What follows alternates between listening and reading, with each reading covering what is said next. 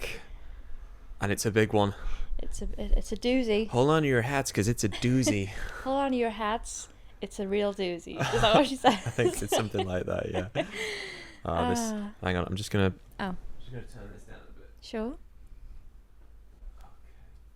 I can't get comfy today. I know, it's hard. And the sound. We need a sound tech. We need a full-time sound tech. And like an editor and everything. Yeah. Although we don't usually edit these podcasts. We just sort of...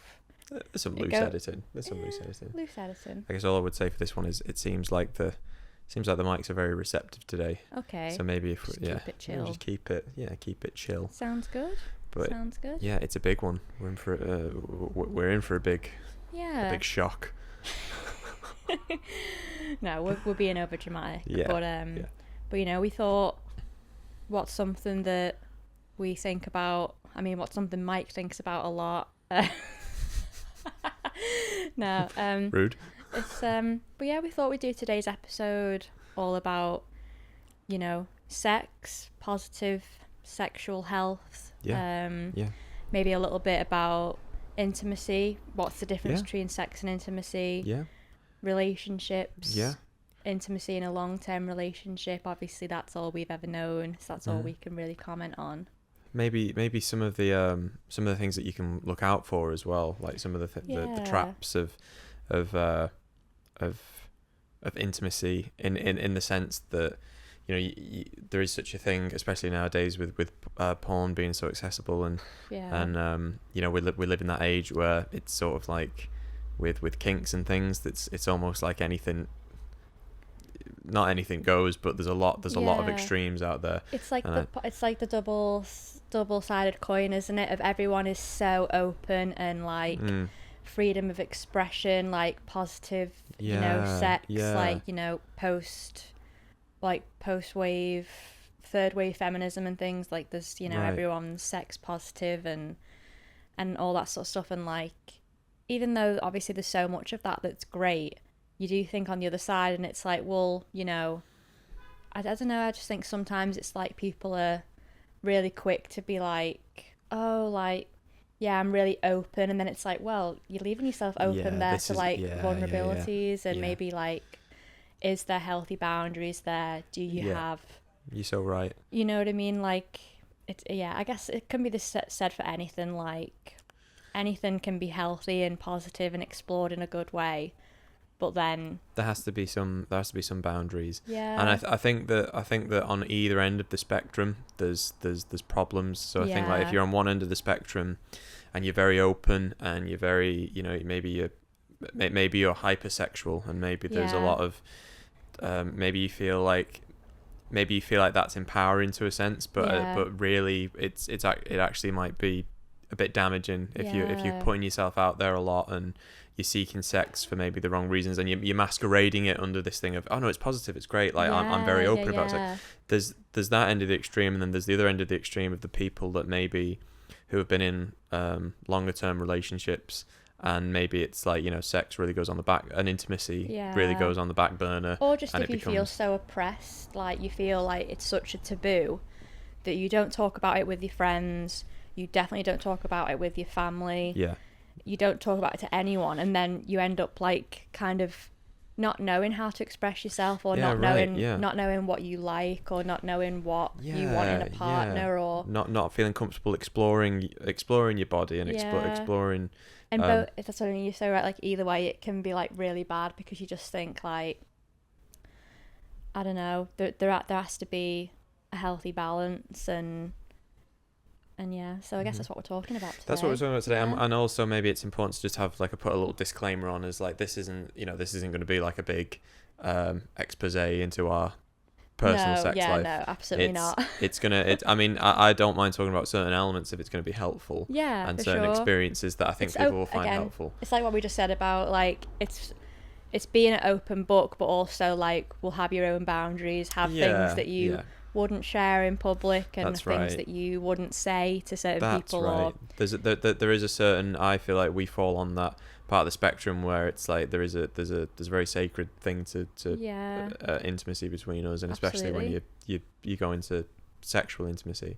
But with that said, we'll try and be as open and as thorough as possible to try, sure, but all in the sort of possibility of talk, all within the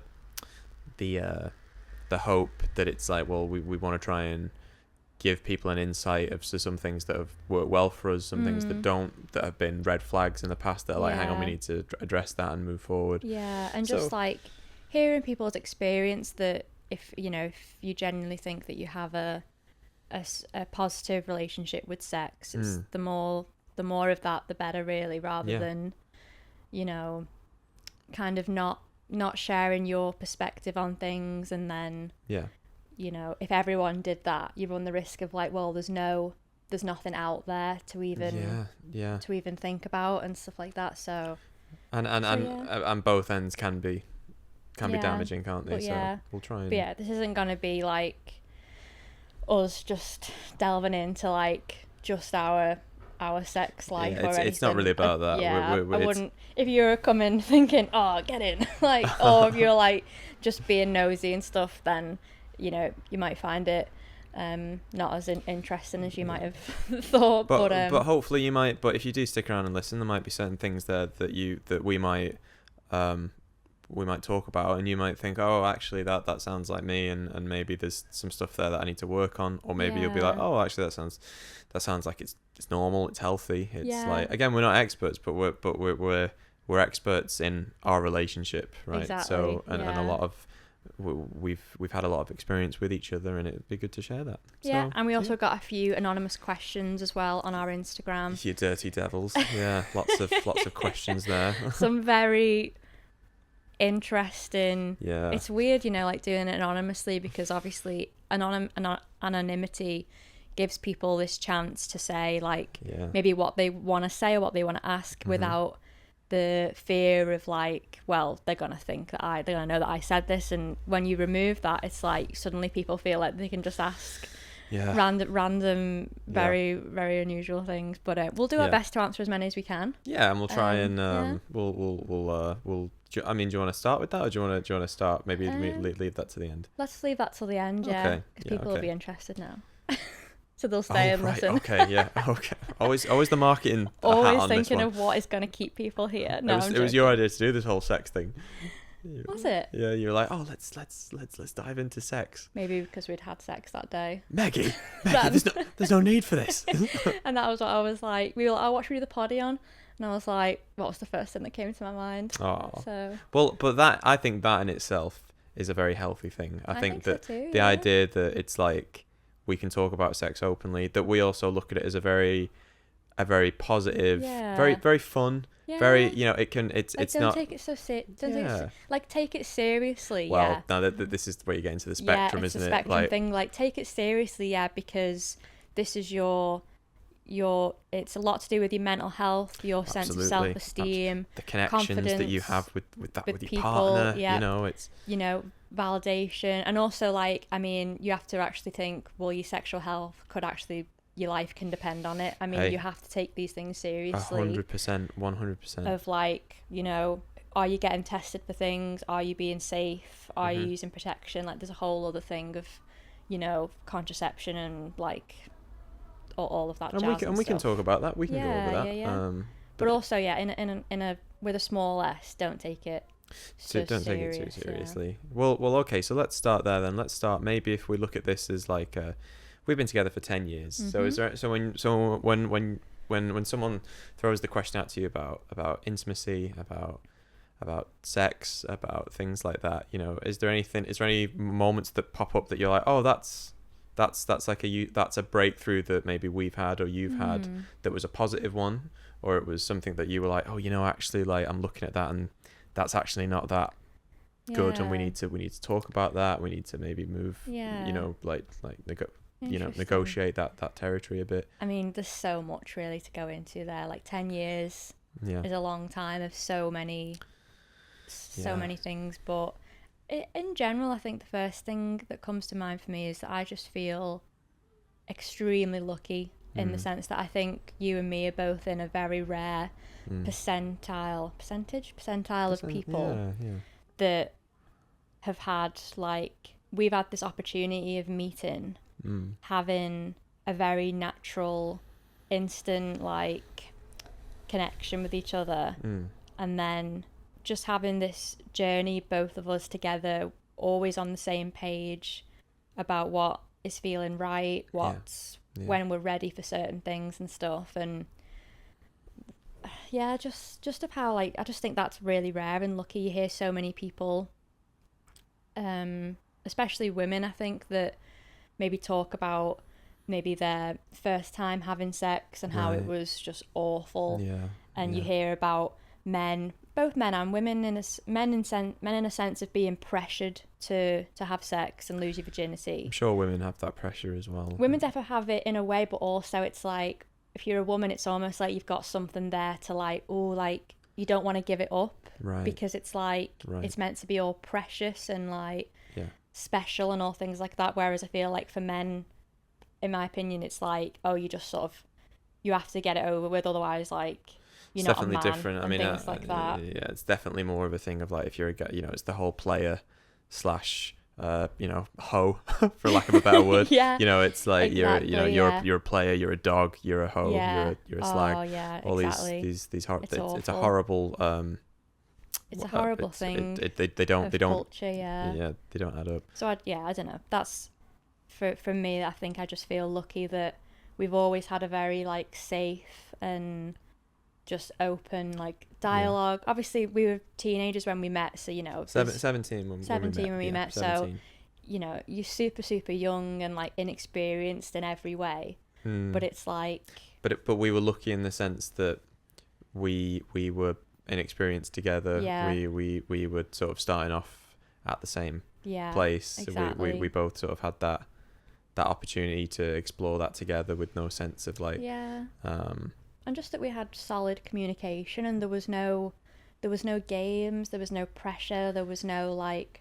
It really was the last thing, because what I find really interesting about me is that up until the age of literally when I met you, there was, in high school, there was and in college, there was situations where it's like, you know, it's normal, you know, you start hanging out with people of the opposite sex, your hormones develop, you go, oh, you know, there's something happening here, and you start seeing the opposite sex and relationships in a different way. And I didn't. There was opportunities there where there was potential avenues that I could have gone down that would have been like, oh well, maybe I'm gonna have relationships with other people. Maybe it was gonna be largely a, you know, like in high school and college, it's like, oh, this could just be like a sexual thing. You know, I could just throw myself in, and I'd gone from being quite heavy to like in I was weight wise, like I'd gone from that period of being quite overweight and then within a summer I was like rake thin, very, you know, like leather jacket, sunglasses, guitar player, hang out at parties, you know, suddenly like get all of this attention. All of a sudden, this attention's coming on me, but even in those moments, I never felt this great sense of like, oh, I should be having sex. I should be getting out there. I need to put this. I need to put this. I need to put to this use. to some use. Yeah, but then I met you, and it was genuinely like that switch had just gone on. It was like, okay, not from nothing to 100, where I was just this like, you know. No, you weren't like that at all. But maybe was it just like a bit of a? It was a sexual awakening. It was this thing of like, wow, that's sweet. Yeah, like...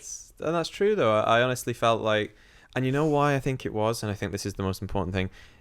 I met you, and the last thing I was thinking about was wanting to have sex with you. It was like, wow, this person, like, and I know it sounds that cheesy, but it's like, I thought you were very interesting, thought you were very sweet. You were very cool, very tender, wanted to get to know you.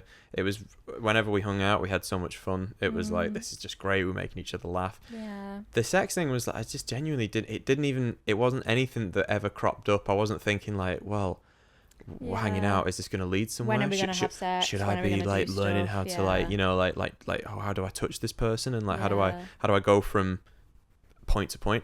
It all just, I wasn't thinking about it until we were doing it in the moment. But that's what I mean, because it happened so organically for both of us. We are very lucky. I really do feel extremely lucky for that. And even people in their 20s now, and you know, they're dating around, they're like seeing different people.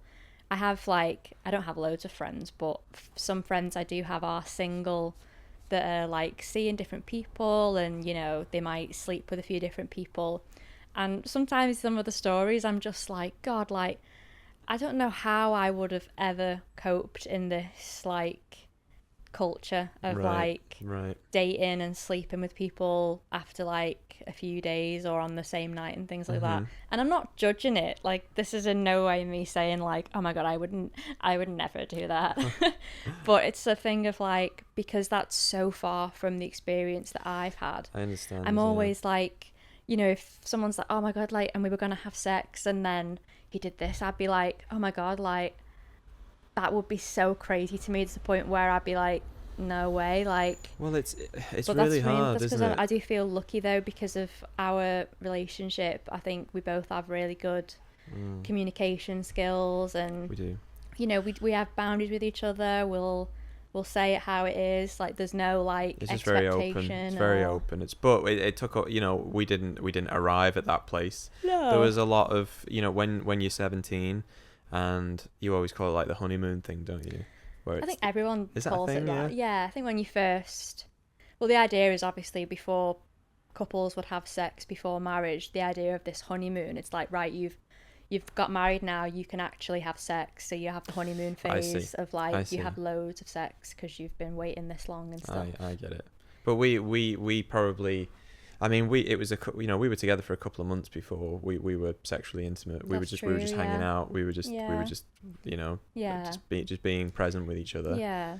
And then you know, we sort of the intimacy thing sort of just happened very naturally. It happened in stages, didn't it? There was a real sense of exploring each other's bodies in a way where it's like, well, let's not just jump into sex. I'd never seen a pair of breasts, never seen a vagina. So I was like, okay.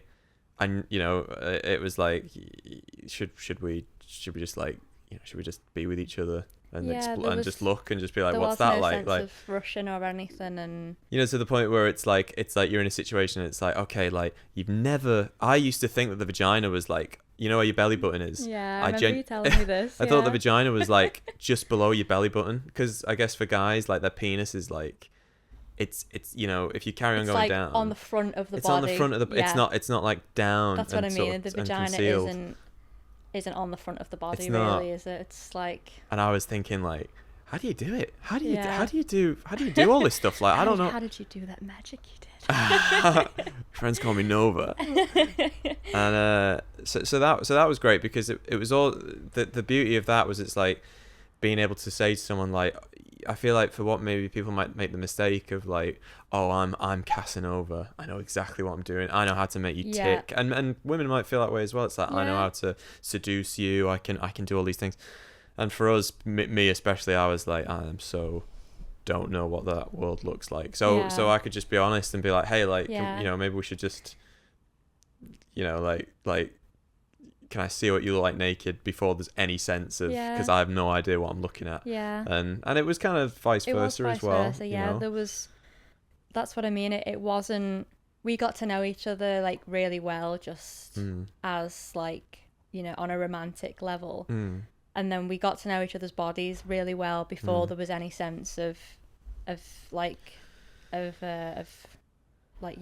Of taking it to a sexual place. Yeah, of being sexual. So I do think that's like very rare, and I just feel, I don't know, it feels like people might hear that, and on one hand people might be like, oh well, you know, you get the thing where people are like, oh well, you've only like slept with one person, like you don't know what you like, oh, there's all like so much stuff out there now. And I understand to an extent, but also it's like, I don't know, not like one is better than the other, but I think there's so much experience and knowledge that comes from spending time with one person on a long period of time. I know I'm biased, but I think I thought that even before we met. It was this idea of like, when you meet someone, this idea of giving yourself to someone in that way, revealing yourself in this really, in a very ultimate form, that you can't just do that within a year, you can't do it within 2 years. It's a constant,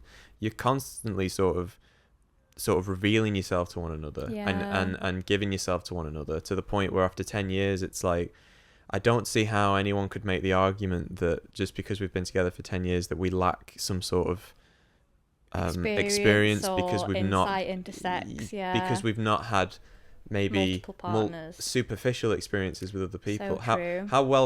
How much can you really give to someone in a one night stand or a fling or a friend with benefit type situation? But the idea, it's like, well, we've been through so much, and that of course translates into a sexual language in a subtle way, and learning how to sort of communicate and exploring with other people. I mean, with exploring with your partner, not we've explored with multiple people. And no, you know what I mean. It's like, I don't know what you mean. Exploring with each other. I meant that with other people. With other people, like it's the other person. Yeah, you explore.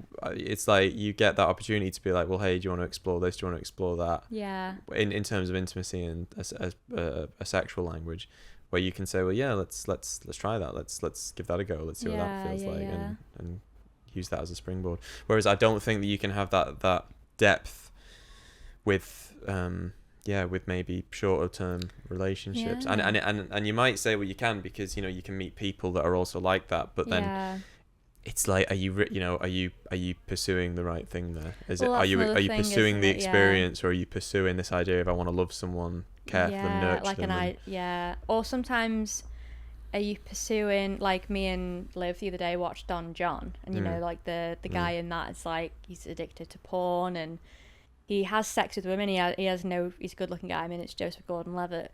He's sleeping with women, but he never quite feels that sense of like release or like satisfaction from sleeping with women, because he was just looking to like lose himself. And how can you do that with a person that you don't really have a connection to and things? But then I do think so much of it does just come down to, like, if you're seeking validation through sex with either a long-term partner or with like multiple people, it's a thing of like, I don't know, I just don't know if you'd ever really find it if you think that you need to, like, if you want to feel good about yourself and confident, if you need that to come from someone else through them wanting to sleep with you. Or even just that, even on an intimate level, it's like, if you need someone's affection to validate you, that's probably not healthy long term, right? Because you've got to be cool, you've got to get that from yourself, that's the whole thing of self-love over having that for validated with somebody else is really important. Yeah, for sure. And I feel I feel like I've definitely had that thing before, where it's like I've manifested it in my head through I don't watch, we've talked about this before, I don't watch porn anymore, but there was obviously in early 20s, late teens, even like mid 20s, it was like, I would watch porn and somehow justify it to myself. But that's a big thing. That's like, if you're gonna, for me, there's a big take home if there's any boys watching, just cut it out. I mean, women as well. I think it's so subtly nuancedly different for women. Generally speaking, don't watch it. It's terrible. It's awful. It'll destroy you, and it'll really it can cripple your relationships. But I think I've had that thing where it's like, I've put that sex in a way on a pedestal of thinking that is a love language, and if we're having a lot of sex, that in my mind means like, oh, well you clearly love me because we're being intimate a lot of the time, and so why shouldn't we be doing it? That's an interesting one, isn't it, though? Because like, that's like saying, if I'm if I don't know, say if like you never wanted to just spend time with me, if you were never like, do you want to go get a coffee? Do you want to go to the cinema? Like, do you want to watch a movie together? Do you want to go for a walk? Do you want to just hang out in my presence? I take all that as like things that it means a lot, because it's like you actively want to spend time with me. Yeah, of course, yeah. And imagine someone going like, oh no, just because they don't want to hang out with you doesn't mean they don't love you. And it's like, well, you've got to kind of act by... Yeah. You've got to put your words into actions and stuff. So then if someone's saying, oh, I love you, like, I want to be with you all the time... Like, I want you, I'm so attracted to you, but like, I don't want to see you. I don't want to hang out. I'd rather go and do this other thing where you're not present. You would think, well, hang on, you'd be like, what's going on there? Or in the same way, if someone isn't expressing themselves to you sexually, you might think, well, it means that they don't fancy me, they're not attracted to me, they don't want to have that time with me. And it's a tricky one because it's like on some level you think, well, yeah, you expect that level of like intimacy from them, but then it's maybe like where it comes from inside of like not needing it to be a validation thing, instead of like, oh well, are we working? Right. Is this like going well for the two of us? Like, are things flowing? It's not about me needing the validation from you. And I guess that does come from being in a long-term, like, committed relationship. You have to kind of switch your brain into thinking, what's working for me? What do I need? What's this and this? And it's like, no, what's the word, like, syncopatico thing? Like the idea of being like, don't think about what you need, think about what your partner would need in that situation. Yeah. Because if you do that, what happens is you start to generate like a flow where I'm thinking, okay, what's like Meg's love language, or what's important and meaningful to you. So you might, and these are things that we've talked about in the past, where the closeness, like you say, like you want to hang out with the person, you want to make sure that check in on them, be there, comfort them, just make them laugh, cuddles, snuggles, all that good stuff. All that. And then it's you would sort of ask the question, well, it's like, okay, well, look, if we're really tight on that level, but we're not having a sex life, or there's no sexual intimacy, there might be some disconnect there, where it's like we need to readdress that. And it doesn't always mean that it's like, okay, well, look, you're not thinking about me in my needs, or you don't care about sex. It's not always like that. It's like you could liken it to anything. You could be like, hey, did you clean the bathroom today? And it's like, oh no, I forgot. And it's like, well, we need to talk about that. We need to maintain. It's just like any other part of the relationship, isn't it? It needs to be 100%.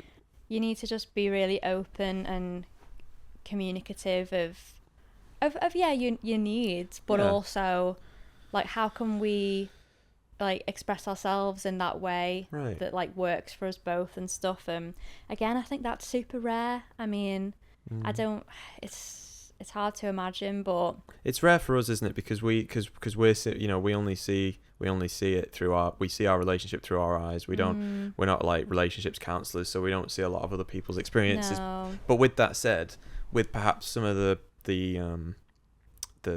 with other people that like with friends and with parents or with acquaintances, and like we were saying about how sex is talked about a lot. It's quite open these days. You might get the sense where it's like, well, we're very lucky because we've had 10 years worth of experience, so we know how to communicate very well. And there is a sense of like, there's no like, you could say anything to me and I wouldn't think, oh my god, like I can't believe you just said that, or like where's that coming from, or you don't dissect in that way. You sort of do everything under this premise of like, this is a total safe environment. Like you might say something and it's like, okay, well let's see where that's coming from. A lot of the time, maybe going back a couple of years, it's like if I was watching porn, I'd be like, oh well, like I see these people, they're having sex all the time, it looks like this, our sex life doesn't look like that, why not? And it's like, okay, and at the time you don't realize it's like, well, that's you're basically thinking that media is real, and it's not, and you get it drilled into your brain, and it doesn't take a lot, because it's like a dopamine structure, isn't it? It's like you want to seek that out because it's quite an intense dopamine thing. But I feel like I lost my train of thought there. But I think what I was trying to get at was this idea of thinking that something's going to look a certain way and putting that on a pedestal and putting all your energy into that, when really it's like, no, you need to actually take that energy out and talk about those kind of things with your partner, and talk about where you think those things are coming from, because a lot of the time they're probably not coming from a genuine place. It's probably coming from a place of you thinking that that's what should be happening, and you start having these expectations of like, that's what sex should look like, and that's what all our intimacy should look like. Whereas in reality, if you took yourself out of the equation and said, what is it that would be nice for my partner? Don't even think about myself in this situation. Let's put all our energy onto you, not even sexual. You'd probably see that would then start to generate this movement of like, okay, well now we're being more intimate, we're being more close. Naturally then sex comes from that, doesn't it? And also the quality of which that you have in sex. It's not like that's so true. It's not a begrudging like, oh god, well it's Monday, it's been a week now, we should probably. People are like, so I feel like for like so many couples, it's all this thing of like, oh well, like you know, how often are you having sex, especially if you've got like full-time jobs and kids and stuff. It's like, oh, are we having sex? Like, everyone is, it's so weird because everyone is kind of like obsessed with like, oh, like how much sex you having, like when it's the same from when you were at school. And it's a weird thing that it's like everyone is apparently obsessed with it and thinking about it all the time, yet it's something that like nobody really talks about amongst each other in like a really chilled, relaxed way. It's always like, oh my god, like you heard this or something like that. And but yeah, definitely like, what is the quality of that sex? If you're, what's your engagement? What's both of your, are you guys totally in that moment? Also, it doesn't have to be penetrative sex either. There's a lot of examples where, what no, is it? Did I say penetrative word? No, it just made me laugh the way you said it.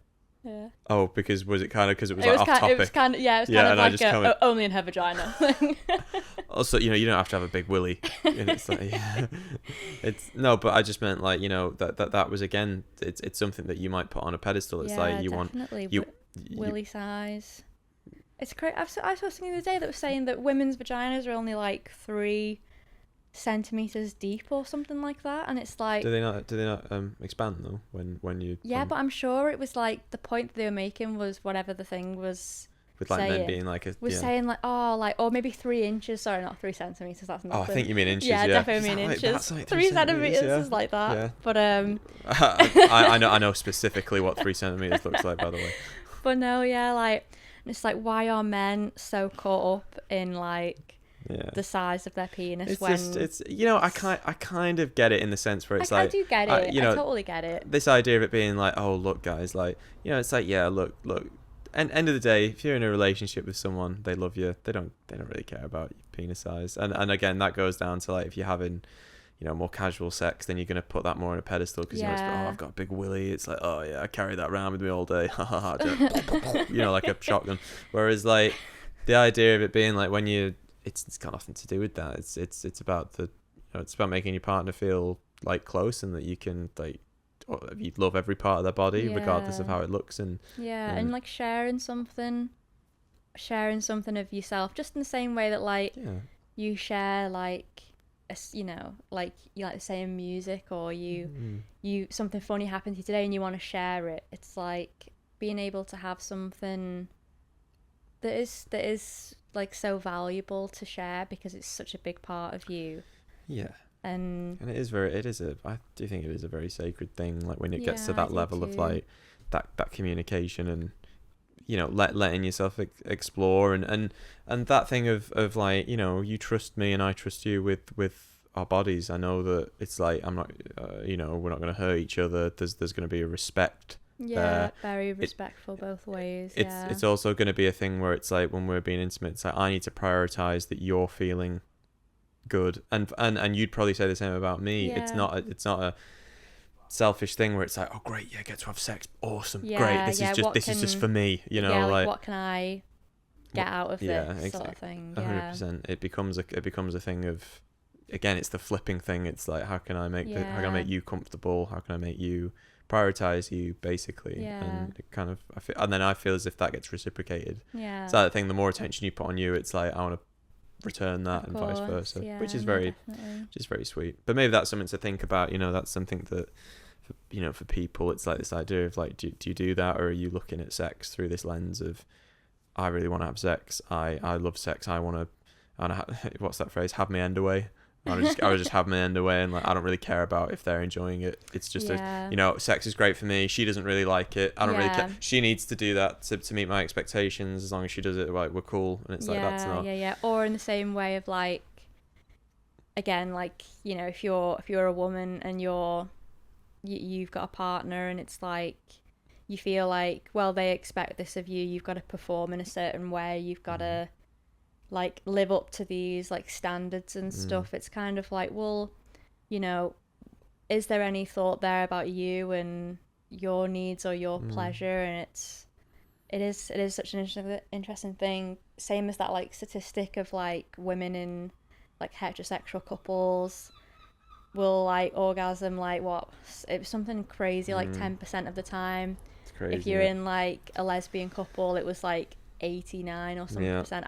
I'm like, I don't know the statistic numbers, but I know that it was. That makes sense to me. That would totally make sense. Totally. You know, I think for guys predominantly it might be this thing of, I mean, we know guys are very simple. You know, it's like, not that women are complicated. I mean, like with guys, you know where you stand. You know what buttons to press.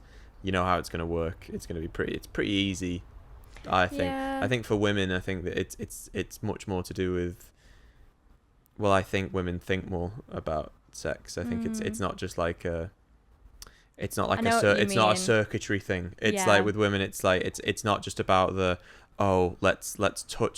let's touch these glands which are going to feel good. Yeah, it's not about and then that. Full stop. It's like exactly what you mean. It's like, how do you start laying this groundwork so that way before the sex? Yeah. And it's because maybe it's a thing where it's like, guys, it's like you could just switch it on. And it's like, I'm ready. That's the thing. Yeah. I think that's what I'm getting at. It's not that. Yeah, it's not that women are more complicated. I think that's such a thing of like, I can't make my girlfriend come, like it's because she's so complicated, things like that. Like, no, I didn't mean that. I know you don't mean that. I definitely think so many men might think that of like, like there's so much going on there, like it's so difficult and stuff, and I don't really think that's the case. Again, we're speaking from like a long-term relationship point of view, and it's like, if you are truly invested in this person and their happiness, their well-being, their pleasure, nothing is too complicated, like, because it's all just learning experience and stuff. No amount of time is too much time, and no, you know what I mean, it's like how much time you spend with that person to make them feel comfortable, doing things like foreplay. It's not just like, don't just rush to penetrative sex. It's like, just take your time. Like, if you really care, you'd be there for days, because you'd be loving it. You'd be like, this is great. It's not about me, it's about my partner in this situation. It's so interesting to see, especially in films and things like that, this thing of like, it's all like, I give this to get this, or we've spent so long doing this, now it's like, it's my turn. It's my turn, or that's like not that. great. It's crazy, that's isn't not it? Great at all. But what do you think about sex versus intimacy? Like, it's a good one. Yeah, well, I feel like you can't have one without the other. Interesting. And I feel like what about intimacy, like intimate things that aren't sexual? Well, I mean, so what would be an example of that? What intimacy is exclusive to me and you that I can't have with my dad? I don't know, but I definitely think, I mean, intimate, I'm going to look it up what it actually means, because even people call like intimates, like that's another name for like women's underwear. Her intimates, it says it on our washer. So it's like this idea of something that is close to you. Like, if I go for a bra fitting, that's kind of an intimate thing. It might not be me necessarily connecting with the woman fitting my bra, but it's, she's like touching things and like looking at my boobs in a certain way, being like, oh, they look good. But it's like that's like you saying that, like, this idea of intimacy without the sex is like, you're talking about like, do you like you measuring my inseam and you brushing my penis, and that's kind of intimate. It's like, you're in an intimate area. I get you. Yeah, maybe like, not. Maybe like, well, that's for me. Intimate here, it could either mean like familiar, closely acquainted, or it can be private and personal. Like if you go, obviously, if you go for like a doctor checkup or something, and it's in like a private area, you wouldn't say that's intimate. No one would say that's intimate. But then what about if you like prepare a meal for someone? If it's someone you love and it's in the nuance of, I can prepare a meal for my sister, and that's definitely not, that's not an intimate thing. I mean, there's an element of like, I'm taking steps, but I feel like the weight of it comes because it's through a lens of romance. It's interesting. And I feel as if that they play into each other, especially in relationships. I think the intimacy comes first. I don't think, and I don't feel like you can really have one without the other. Yeah. Because it's like, all right, if my wang got chopped off, it's like, okay, I probably couldn't, there's an element, and my fingers got chopped off, and I was like, I couldn't do anything. There was nothing I could do that is going to be pleasurable for you that I can bring. It's like, what was I saying that? I've just got this image of me. I've just got this image of me. Wang, no hands. Wangless, handless. What was I saying that? So we couldn't do anything. Well, I mean, there's still things we could do, but there's not much I could be a pillow for you. There's still things, but I know what you mean. Like if you, yeah. It's like, yeah. Sorry, I think, yeah. So I was trying to say, like, maybe this idea of if I didn't have any of that, if I couldn't give you that pleasure in any way, then no, it's gone again. I don't know what it's gonna. Maybe the sense that I got is you were trying to say, like, when you're saying you can't have one without the other, obviously, like, if you're unable to have sex in any way, even like you can't have penetrative sex, you can't do any sex stuff, it's like, okay, well, you can still be intimate with your partner, like, you know, obviously there's all kinds of disabilities people have, and they might not be able to have like sex in a lot of ways, that means, but they might have intimate time together that translates as like a sexual relationship sort of thing. But yeah, I know what you mean. Like, can you have sex without intimacy? It's like, yeah, you definitely can, but I probably wouldn't rate it. It's like, I don't see how that. That's what I mean. I'm talking about you can have one without the other, but can you really? And it's like, no, because if you have sex without intimacy, that's what is that? Yeah, but I think you can have intimacy without sex. Oh yeah, definitely. You know what I mean? But then I think the point of that is that when you're being intimate with that person and sex isn't on anyone's palate or on the cards, you're building that connection with that person on a deeper level. Yeah. So that subtly, in ways that you might not think, that the sexual side is kind of, you know, it's building. Is ruminating the right word?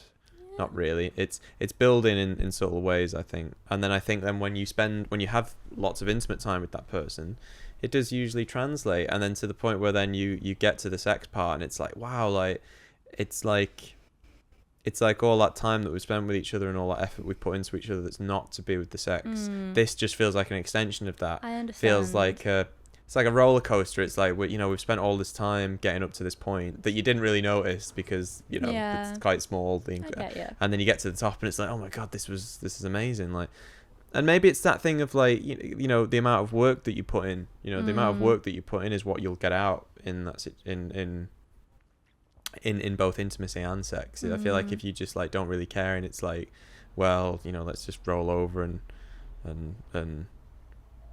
bone, then it's like, how nice is that really going to be, where it's like you're not really communicating, you're not really holding each other, it's purely a sexual thing. How constructive is that moving forward? I know what you mean. Like, that's what I mean. It does give me the sense of like, it's just about like a validation thing, like someone feels horny, they have sex with another person, and then they don't feel horny and don't feel horny anymore. They don't feel horny anymore. horny. and then the horniness is gone. It's like, what was that? The horniness is gone. Like, what was that exchange? Like, was there an exchange of anything other than I need something, a problem here going, or I need a feeling to be. Again, I feel like where these things, I feel like when we were talking about that spectrum thing, let's just say what you've just said there about the whole horniness thing.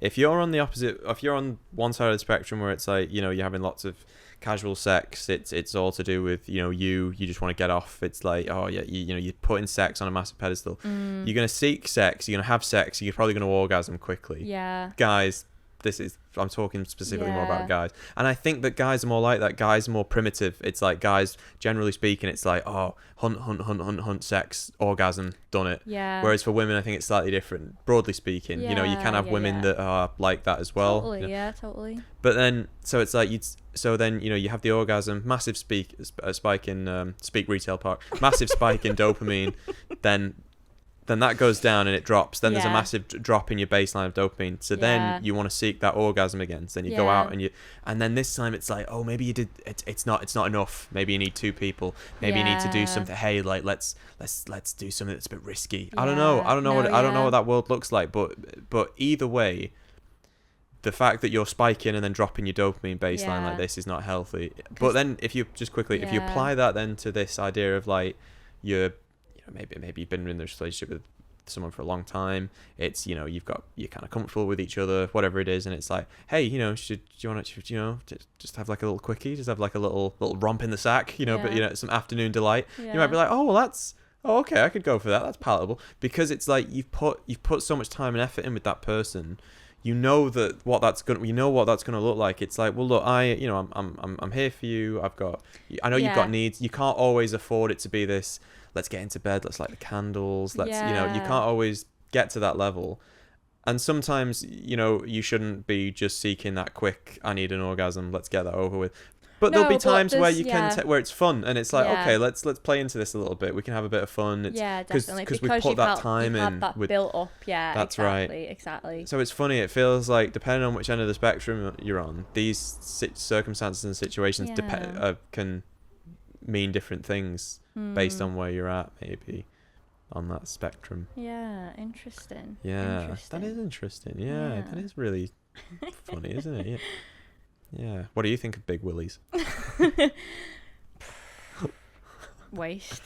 Waste. I mean, I feel like you could do way more without your penis than you can with it. That's so true. Again, if men were as obsessed, and this is obviously goes without saying, like, not all men, but if generally men weren't so obsessed with the size of their wang factor, if they weren't, if the wang factor wasn't on their minds 24/7, maybe they'd put more time into learning about, like, a woman's anatomy, the clitoris, foreplay, but the whole vulva in general, like women's fantasies, like maybe how it might be slightly, it's because I feel like I've had this as well. Like, when I was younger, it's this idea of, like, if I just drop my towel and I've got a massive wang and I'm like, hey, does this turn you on? It's probably going to be like, no, not really. Yeah. Whereas, like, if you flip that, if I was sat there and you dropped your towel and you're like, hey, I'd be like, yeah. But it's that idea of, like, well, don't think about what you would like in that situation. Yeah. A guy might be sat there thinking, like, if my partner came over, a woman came over to me and, like, put her arms around me, kissed me and said, hey, do you want to go and do something? You'd be like, well, I don't know, maybe I'm busy. But doing something like that, where it's like, you were thinking about that person, you were trying to do something nice for that person.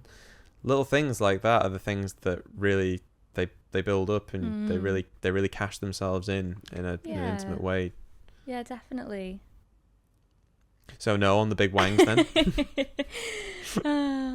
Wheelies. I like wheelies. I love wheelies. Well, what do you think? Do you want to? Is there anything there? I feel like I had a question for you about.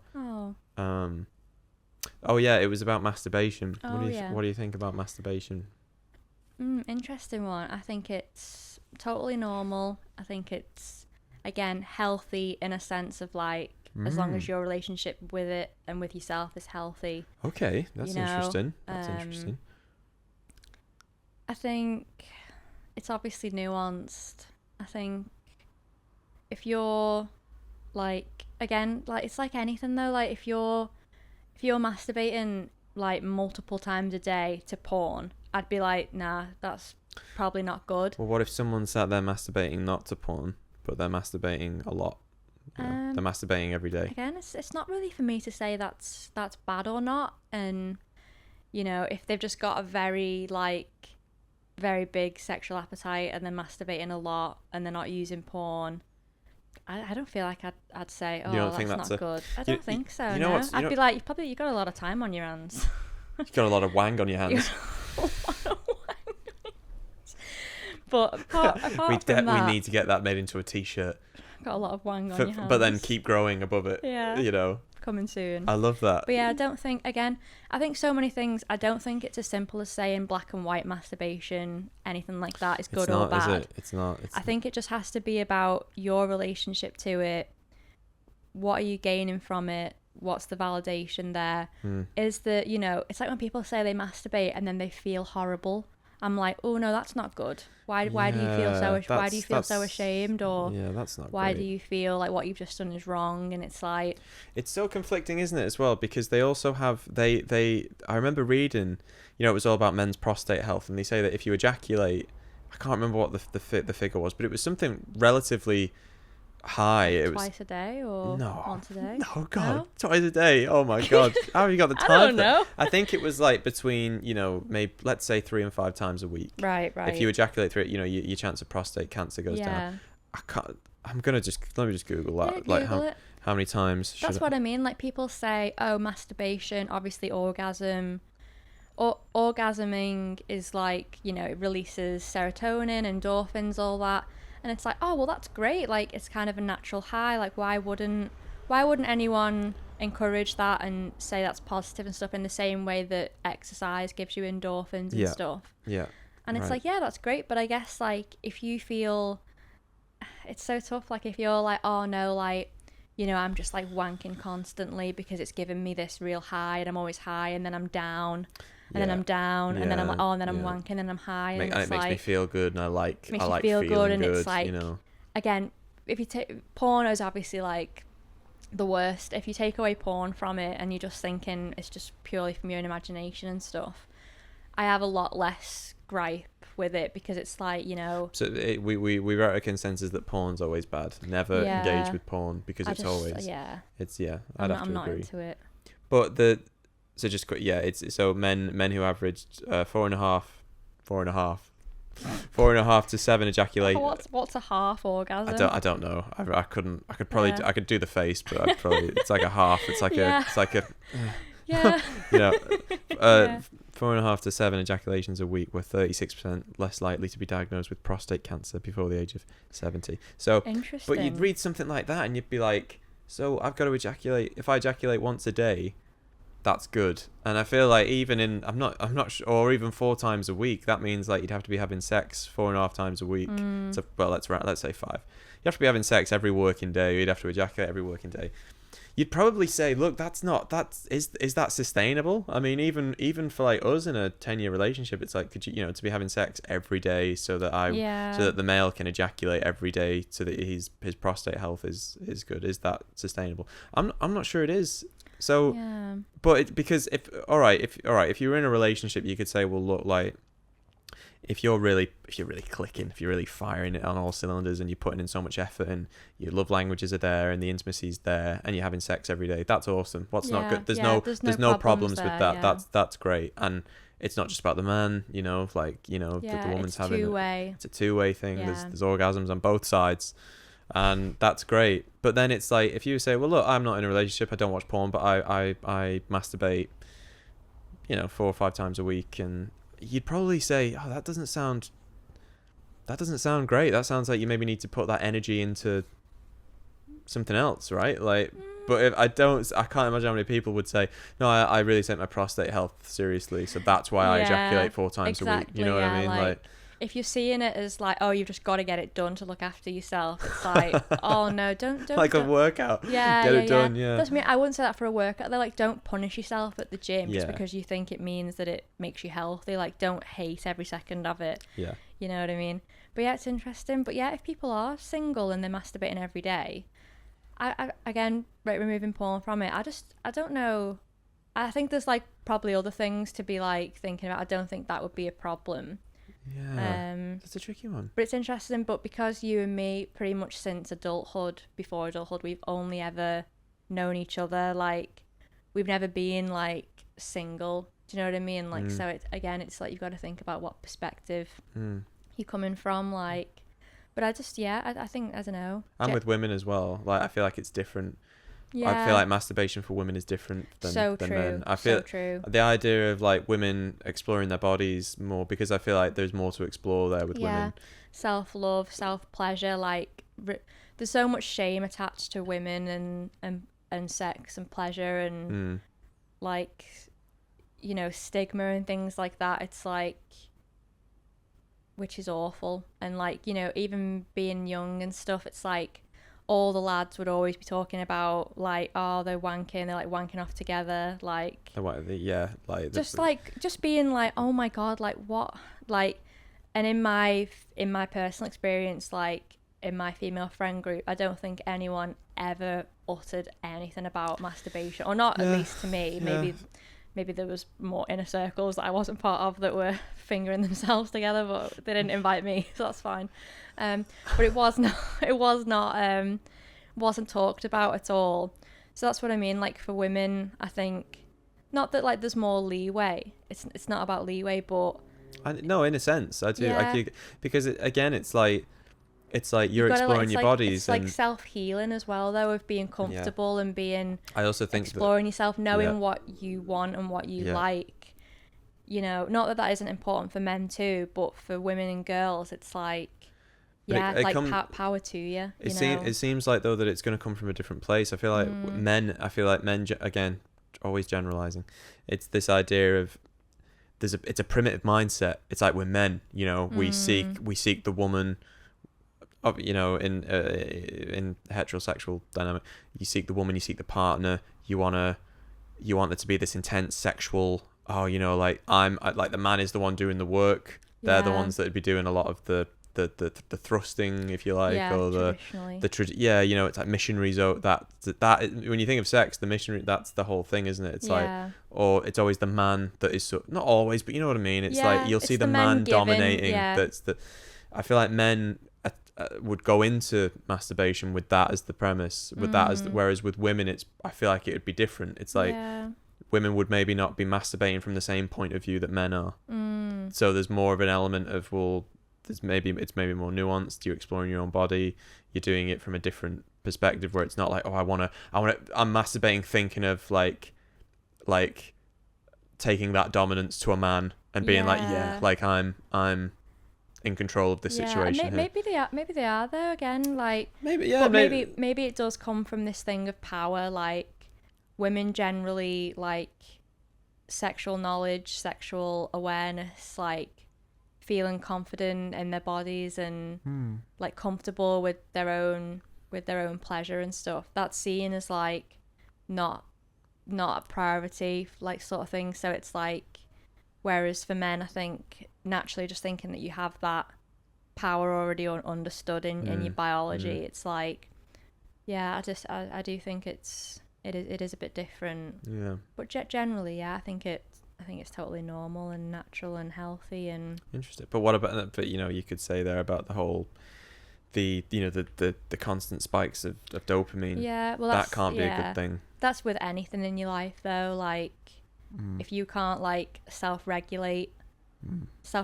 and have a solid like baseline, like if you're like feeling really low and down, and then you think, oh, I'm just gonna go and like wank and feel so much better. It's like, oh, well, you know, it's okay to have things that, you know, like are mood boosters and you know, if you're feeling a little down or you're like, oh, I can do these things, but nothing should ever be like the singular thing of, oh, I do that and then I just feel better about myself temporarily and then it feels shit again. You know what I mean? I guess that's maybe just something to be mindful about, you know, that idea of like self-regulating and be like and thinking, is this, you know, am I doing this for the right reasons? Always just reflecting and self-awareness is important. Definitely.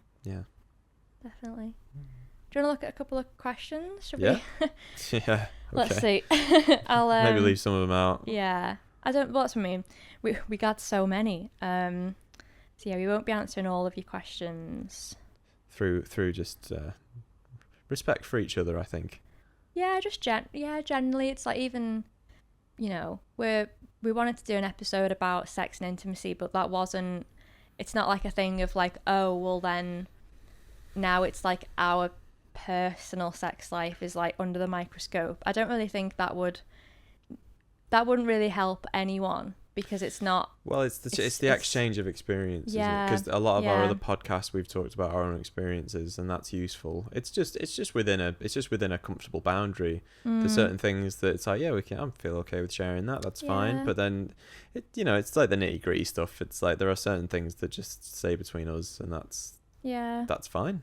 We do that on every podcast, and I think we have a good balance with it. I think so too.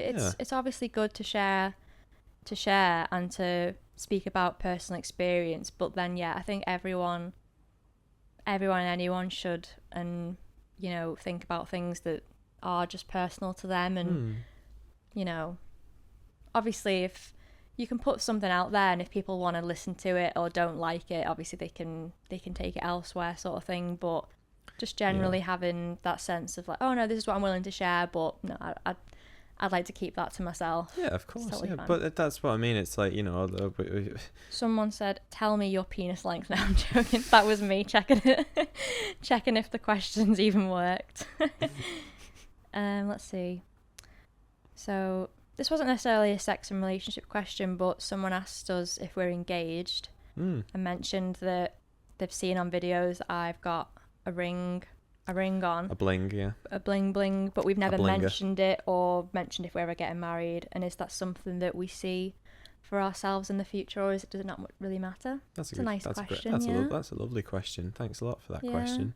But yeah, we are engaged. We've been engaged for 9 years. 9 years. We got engaged like within the first year of meeting each other and being together. I just knew I needed to put a ring on it.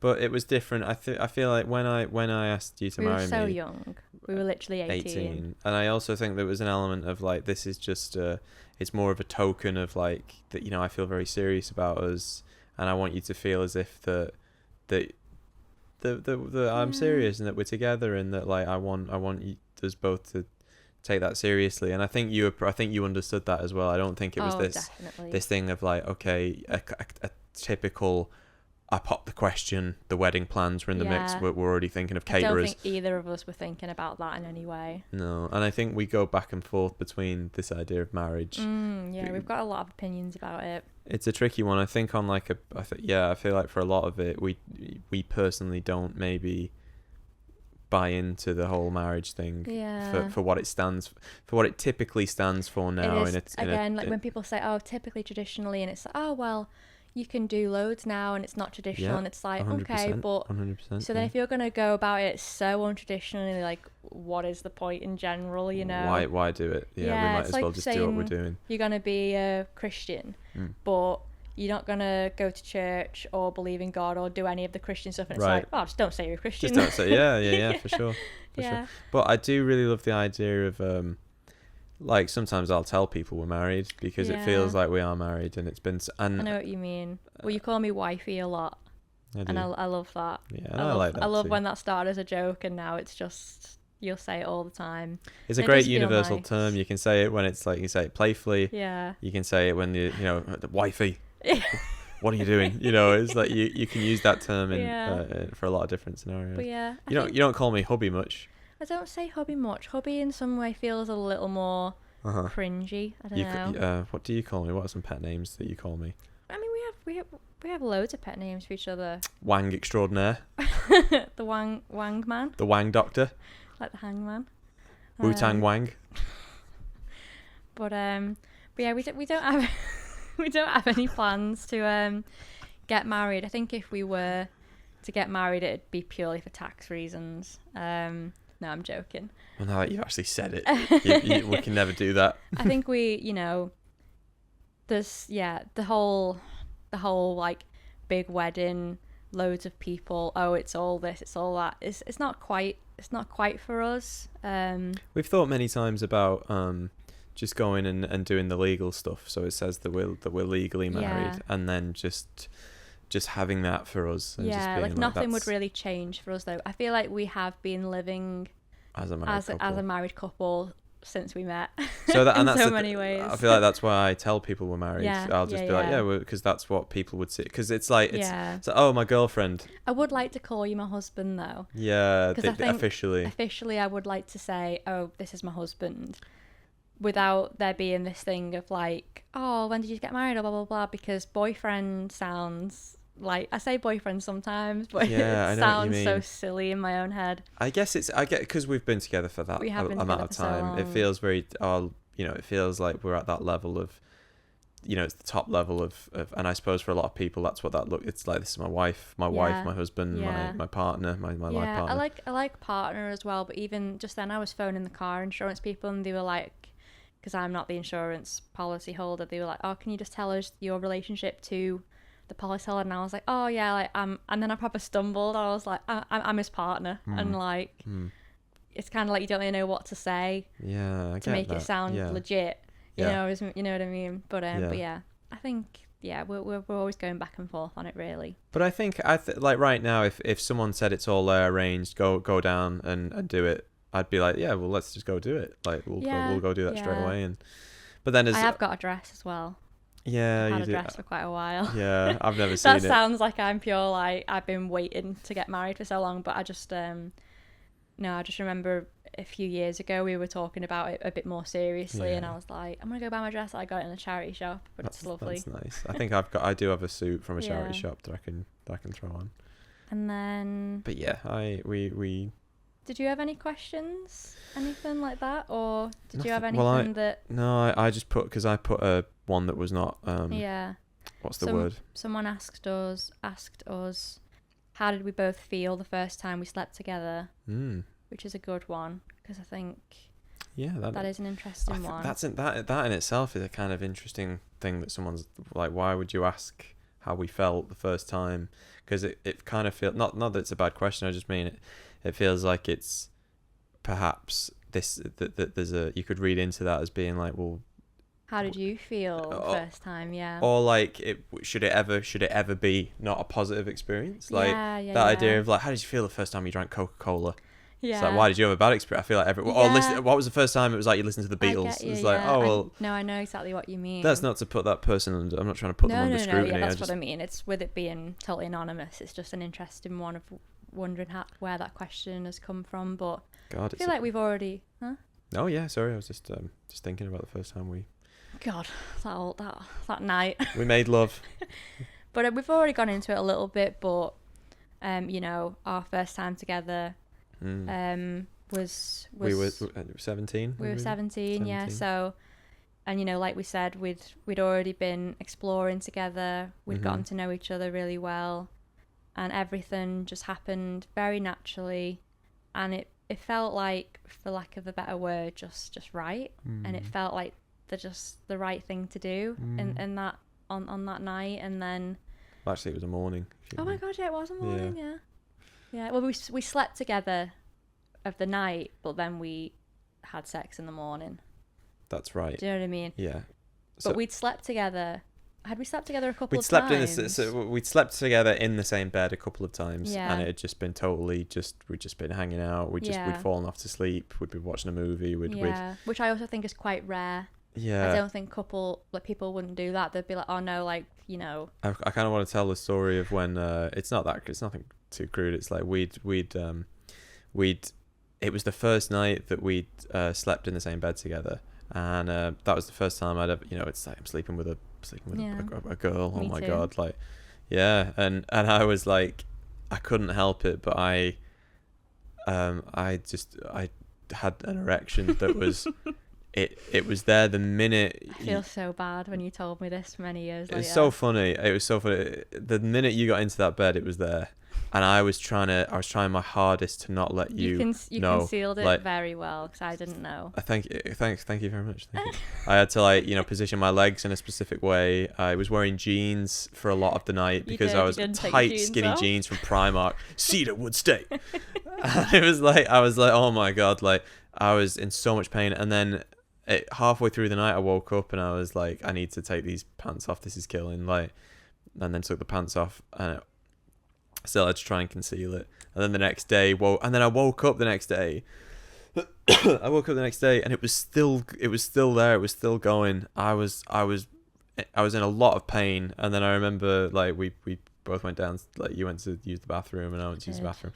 And for that day, the pain that I was in my, just in case anyone was wondering, if you have an erection that lasts over like 12 hours and then you're in pain the next day, that's totally normal. Don't worry about that.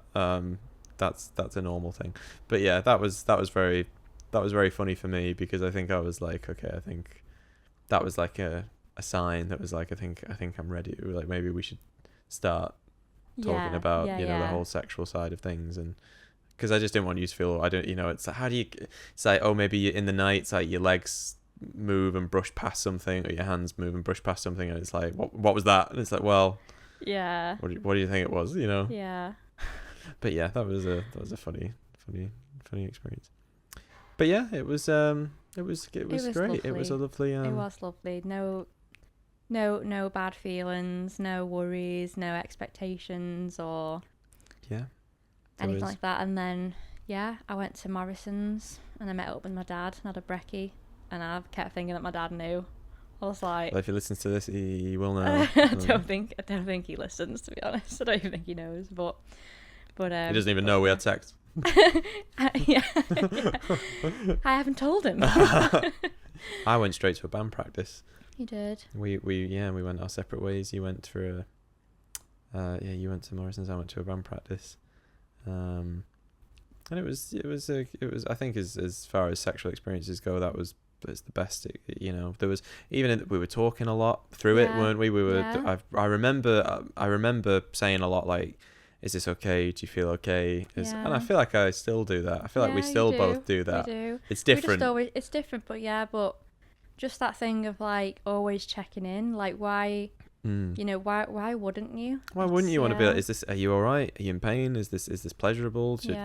Or that thing as well of being like, you can tell me what is good and what's not good. I'm not going to take it personally. This idea of like, oh, what, you telling me how to run my own ship or whatever? I don't know. I couldn't imagine that, like saying, feeling like,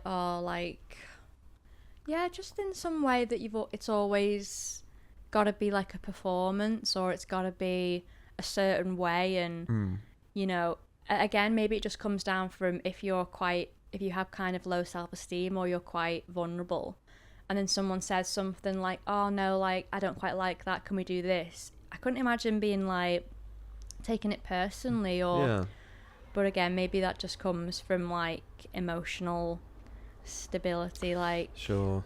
And trust as well. Trust is the biggest thing, really. Coming from that comfortable place of your partner, where you're like, okay, like I know that it's not a personal thing. I'm not trying to hurt you. I just, can we try this? Can we try that? I think this would work better.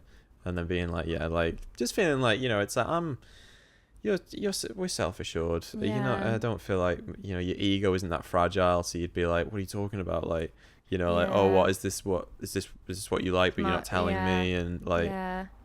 Is this wang too small? I did have those worries, guys, for a long time. I did worry if my wang was too small. This was back when I was a teenager, though, and it was like, you're sort of just getting used to the whole the whole landscape, and I remember like wang bigger products, how to make your wang bigger. There's like creams and stuff, and bloody hell. Yeah. To think that there are people out there that will buy like a wang enlargement cream. Wang enlargement kit, yeah. Yeah. But you don't need it. You don't need it, guys. It doesn't matter about the wang. It's not even what you do with it. It's what you do with your mind and your purpose and your intent, words and your words and your body. Yeah. And the language and it's basically everything other than the actual sex that counts. That's so true. So true. But it's been really nice talking about this and I feel like it's one of those conversations again that we we were umming and ahhing about it. We were like, is this how do you put this out, and where it's under a good premise, and where it's not becoming like, it's not just becoming this like crude insight where it's like you just reveal all the topics about all the details. Or even just like, oh, this is just like, I don't know, like, I do think talking about things is great, but then it's like, okay, well, you've just talked about all this sort of stuff, like, what am I meant to do with any of that? I hope that there's been some insight there into some like positive positive practices with sex, whether you're in a relationship or not, or just some insights, maybe hearing that positive experience, maybe can make you think, oh well, like, I want that, like that's what I want. Maybe I should rethink how I'm approaching sex, or maybe I'm on the right path, or talk to my partner, exactly, things like that. Like, always just try and communicate, and have a clear thing of like a safe space of being able to talk about it. And if that isn't there, then that there needs to be some change, because definitely. It's it is intimate, and you shouldn't live life feeling like you have to hide part of yourself away, or that you couldn't say certain things, or oh no, this is just how it is, and in any aspect of the relationship, but especially sex. It's one of those ones, isn't it? It's like, it's an incredibly vulnerable, with sex you make yourself very vulnerable, probably the most vulnerable you can. Yeah. So as a result, it should be a thing that you pay a lot of attention to. I don't feel like it's something that you can just like gloss over and be like, oh well, that's our sex life and that's how things work and that's what you like and that's what I like. It should be a constant conversation, and whether or not even if you think you're in a good place with it, it's like, oh well, that's great, but you can always talk about it, and you can always put it under the microscope a bit more and be like, hey, are we good? Is there anything here that is there anything that's come up in your own mind world and that you've been like, oh, that's something that I want to maybe discuss or talk about? Are we both getting what we want out of this like sexual relationship, but also, you know, am I like fulfilling that, and is there something, I don't know, just having the dialogue there, because it's never, it's something that if you don't have a dialogue about it as soon as you can, it's going to get to a point where it's kind of like too far gone, and then you kind of think like, oh, I wouldn't even know how to start to bring this up with someone. So it's like, and you have to put more work in. Yeah, and there's so much work then to go back. So it's always just worth talking. That's probably the biggest takeaway, isn't it? It's like just the idea of being totally 100% honest with that person. Definitely. Always putting communication right at the top of the pyramid. Yeah. And never feeling as if, I mean, because that's just where it has to start and end there. Yeah. We never rest on our laurels when it comes to sex. It's a constant conversation. Even in the being sexually intimate, we're still talking as we're making love and stuff, and that's important because it's just like a constant dialogue, as you say, and something you should and something, you know, we should all be grateful for. Sex is a really wonderful thing when it's utilized in the right way for the right reasons, and absolutely, it's something that can be incredibly beautiful to relationships, like and beneficial. It can be so great, and it should be great for everyone. Yeah. You know, even if you're not a sexual person, even just having a general good relationship with that sexual side of you, or if, I don't know, because we are like sexual beings, really, like, and I know there's like people that are asexual, and, you know, people that just don't have those feelings, and I'm not really at liberty to like say what that's like, so that's not me, but either way, it's just being comfortable with yourself, because it's the only thing you'll ever know. And then if you have got a person in your life, of being comfortable with them and comfortable enough to share and talk, and it's a beautiful thing. There's definitely something to be celebrated. And even if you are, you know, asexual, or you don't feel like you're a particularly very sexual person, that's fine. I don't feel like I'm a massive lover of like Formula 1 cars or whatever, but it's like, okay, some people love it. Some people literally get off on them, you know. So literally. So the idea, but hey, I can see a Formula 1 car and be like, hey, like look how happy that person is, like watching that Formula 1 car. That's awesome. Good for them. Not too happy. Don't. Is that his wank? You know. Should we finish there? Yeah. Let's. Yeah. There's a pun on that. I was gonna finish. Let's finish. Let's finish that. Let's finish that. Are you finished? Well, thanks for tuning listening, in, guys. that was really great. I hope that was that good for you? How was that for you? Tell me how that was for you. I want to make it better for you. What is there anything I can do differently going forward that'd be good for you? Love that. But yeah, bye guys. We'll see you next time. Is there anything you want to? Oh, well, this will be like our 8th or 9th podcast, won't it? So we're getting close to 10. Yeah. We've got some special things coming on number 10. Something big planned. So and thanks for the 500 followers. Oh, we can say, I know, thanks so much for that. Bloody hell. That was a lot. Really amazing for us to see. We don't know 500 people, so thanks for being there. Yeah, thanks so much. It really does mean a lot to us, and we've got some really cool things to tell you about for the next couple of podcasts. So much in the pipeline. Lots of really exciting things. But thanks for being part of this with us, and as always, feel free to reach out if there's anything. Keep growing your wang. and your vagina wang. Is that a thing? Your clitoris. Yeah, that's funny. Vagina wang. That's like Vera Wang. Who's that? She's a designer. Vera Wang. Yeah. Vera Wang. Yeah. Is that real? That's a real name. Ricky Tang. Ricky Tang. Okay. Have a great day, we'll see everyone. you guys later. Thanks for tuning in. Bye. Bye.